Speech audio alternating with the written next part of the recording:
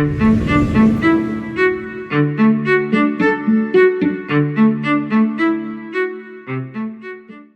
to the Berean Remnant. I'm your host, Dr. Bernard Mauser, and today what I want to talk to you about is the political violence we're seeing.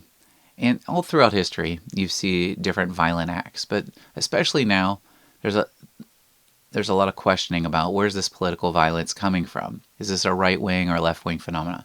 And what I want to assure you is when you read Karl Marx, when you read the Communist Manifesto, you see that the violence is pretty firmly on the left wing.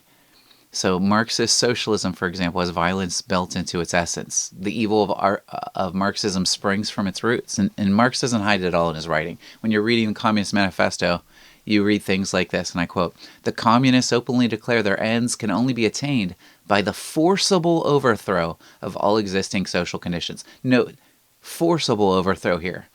It's coercive. What are those social conditions? Oh, your family, where you want to educate your kid, how you want to educate your kid.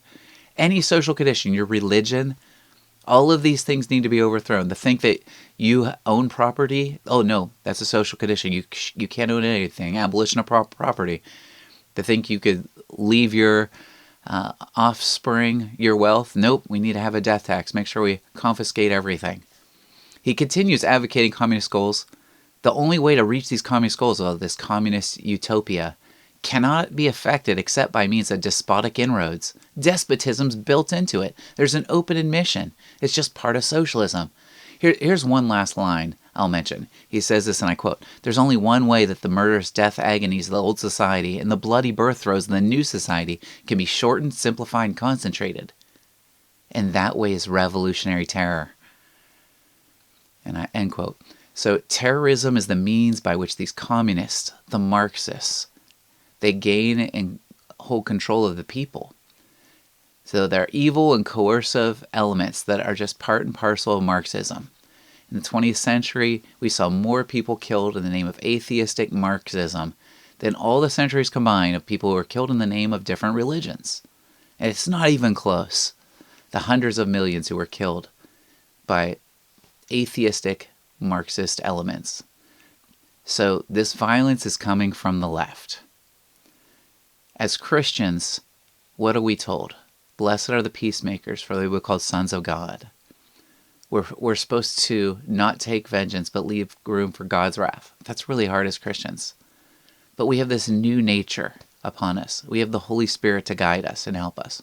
We know we're not made for this world. And ultimately, we know that the battle is not against flesh and blood, but against the spiritual forces of evil in the heavenly realms. So Karl Marx, it's really clear when you read some of the writings of some of his early works that there was an intimate seeking after the devil and evil things. He wanted to destroy humanity. And you could see this really clearly in some of his early writings. When you read Paul Kengor's The Devil and Karl Marx, he makes this case, I think, really well if you're looking for a resource for some of these primary texts. So I hope there's something here that encourages you. Remember to keep praying.